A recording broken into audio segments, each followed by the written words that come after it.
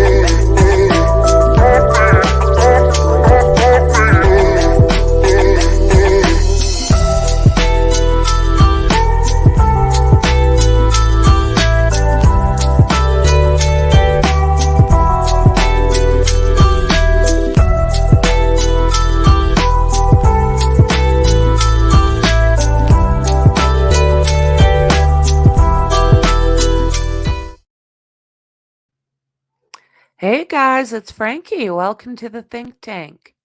So, today I want to talk about Antoine Suggs, who was sentenced for unaliving 4 people in western Wisconsin and then leaving their remains in a cornfield. Yes, another winner. So, how are you guys doing this evening? It's a balmy 19 Celsius in the Rockies, but we are socked in with the smoke, let me tell you. It is everywhere. There's all sorts of health warnings out, and it's thick. So, Antoine, let's check him out. So, we'll take a look. I've got this on a separate link. So, this is in St. Paul, Minnesota. A man who unalived 4 people and whose remains were later discovered in a cornfield in western Wisconsin has been sentenced to more than 103 years in prison. Good job. Antoine Suggs of Scottsdale, Arizona was sentenced Monday to 1,244 months. So that's about 103 years. So he gets to spend that time in prison for unaliving the 4 people in St. Paul. He has maintained his innocence, says that it was self-defense, blah, blah, blah. The judge is saying that he needs to serve time for each victim. Well said. After sentencing was imposed and the court adjourned, loved ones of the victims and Suggs exchanged words in the courtroom. The groups were escorted out separately by some of the 12 sheriff deputies that were assigned to the courtroom for security purposes. Suggs was charged in September 2021 after 4 victims. 35-year-old Loyes Foreman III, 26-year-old Matthew Isaiah Pitas. I'm not sure if I'm getting these last names correct. You guys, I'm doing my best here. 30-year-old Natasha Lee Flug Presley, 30-year-old Jasmine Christine Sturm were discovered, in the town of Sheridan, Wisconsin, inside of an SUV. How sad is that? It's also saying that his father was charged and later pled guilty in the case for assisting his son in disposing of the remains. So, yeah, they're lovely, lovely individuals. So, now let's take a peek at what the judge had to say.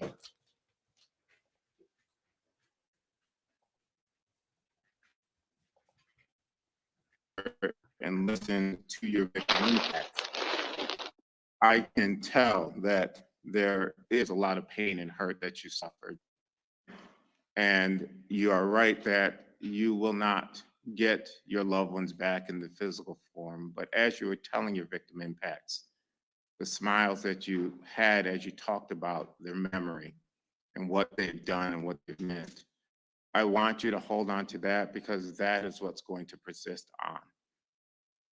You're never going to get an answer to why Mr. Suggs did what he did.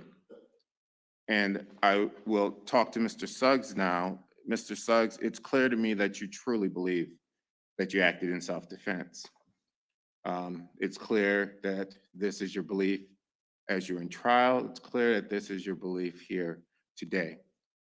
You did testify, you testified under oath, and you had an opportunity to tell what you believed in your story of what happened that night on September 12th.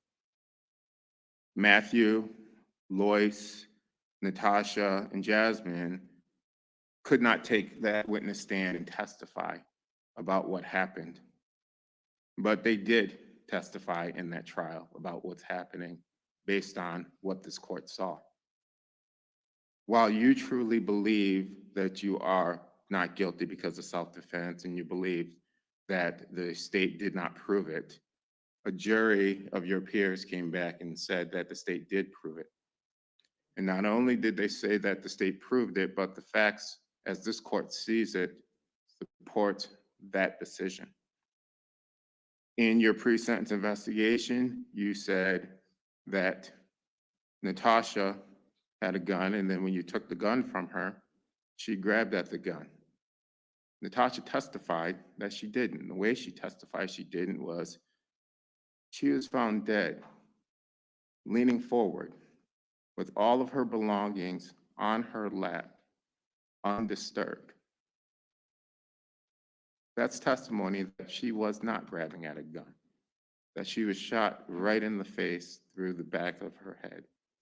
That's what that testimony said. And that testimony is that that was not self-defense. Testimony was that. No, Mr. Suggs, you've had an opportunity to tell me what is happening, so I want to discuss with you what this court is going to sentence you to. You testified at the trial that Jasmine tried to grab for the gun. Yes. Jasmine testified through the trial. She had stippling on the back of her hand and on her face. That testimony wasn't that she wasn't grabbing for the gun, but she was defending herself from a bullet shot. Here's what I'm going to tell you, Mr. Suggs. There's nothing that this court's going to be able to tell you to get you off of this idea that you acted in self-defense. But what I will tell you is that it was the jury's belief, and it is this court's belief, that you did not act in self-defense. I do not know what happened, and there's only 5 people who knows what happened that night. 4 of them are in a cemetery right now, and you're the only one here.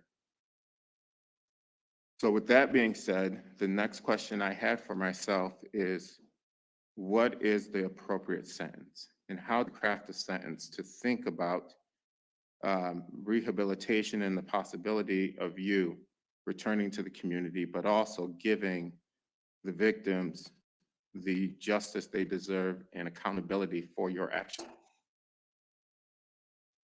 I read your victim witness statements, and you had 26 of them. And as I read through them, I'm gonna be honest with you, as an African-American male, it broke my heart because every single one of them talked to you and talked about you as a loving father, which I have no doubt you are.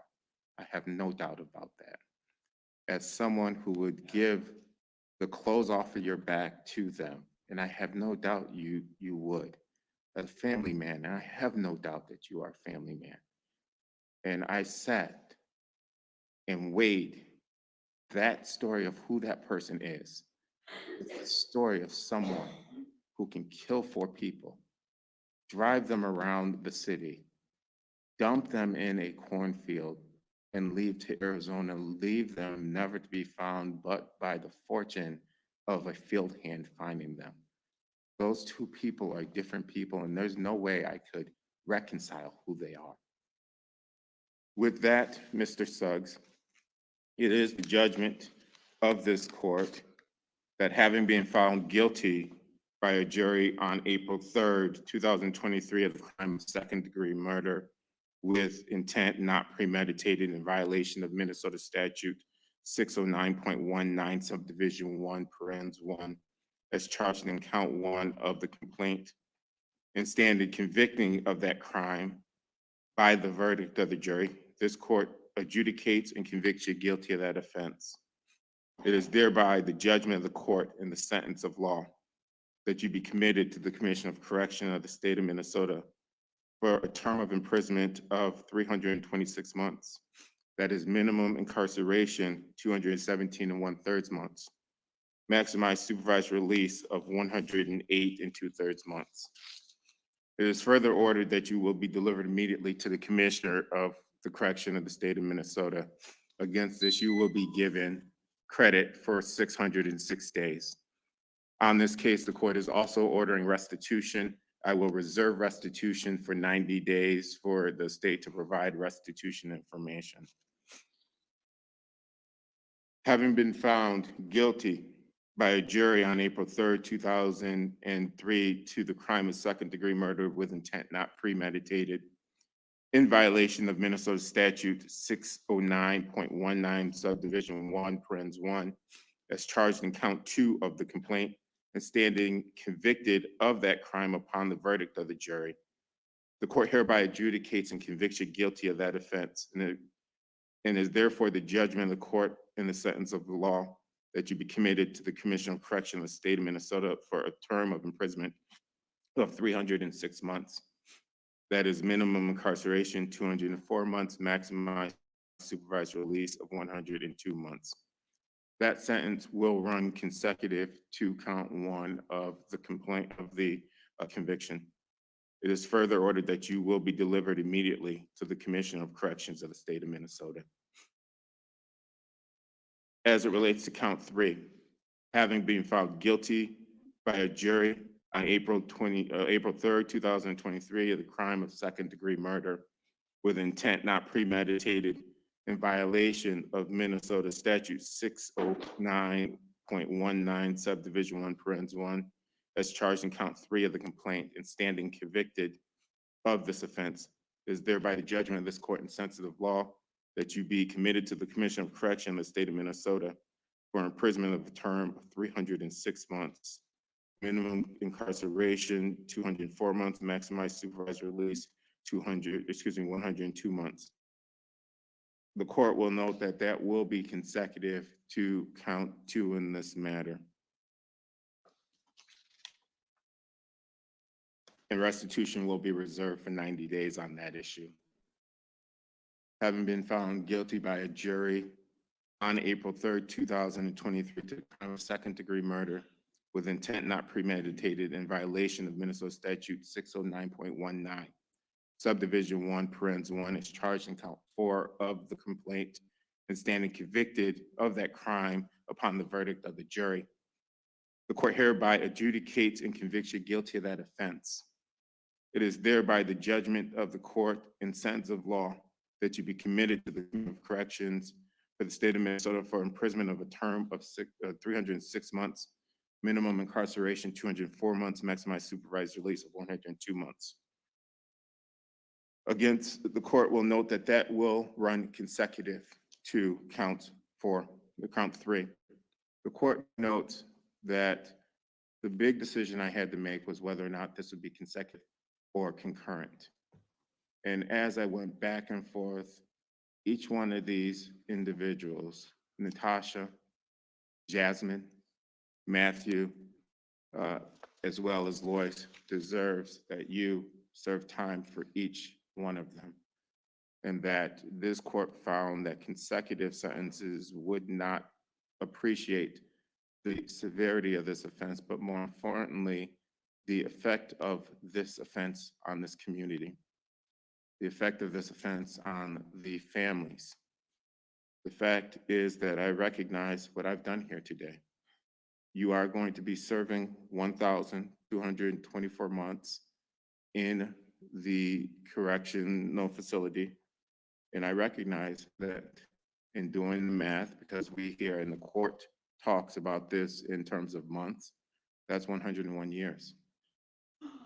I recognize that. And I lost sleep over that. I lost sleep wondering, is there something I could do to perhaps give you an opportunity to be out in the community? And is there something that is redeeming that will allow that to happen? And as I listened to your statement at the end, there was no sorry for your loss. There was no understanding that while you truly believed that this was self-defense, that there are 4 families grieving loved ones, you, throughout this trial and throughout this sentencing, cast blame on others. And this is a sentence in which you now have to take the responsibility for the acts that you have done. You cast blame on your father for the aftermath of what happened, and you testified you didn't remember something so significant. You cast blame on Jasmine and Matthew and Lois and Natasha for their deaths. But make no mistakes, you caused their deaths. You pulled the triggers. You put them in their graves. And for that reason, you will serve this time.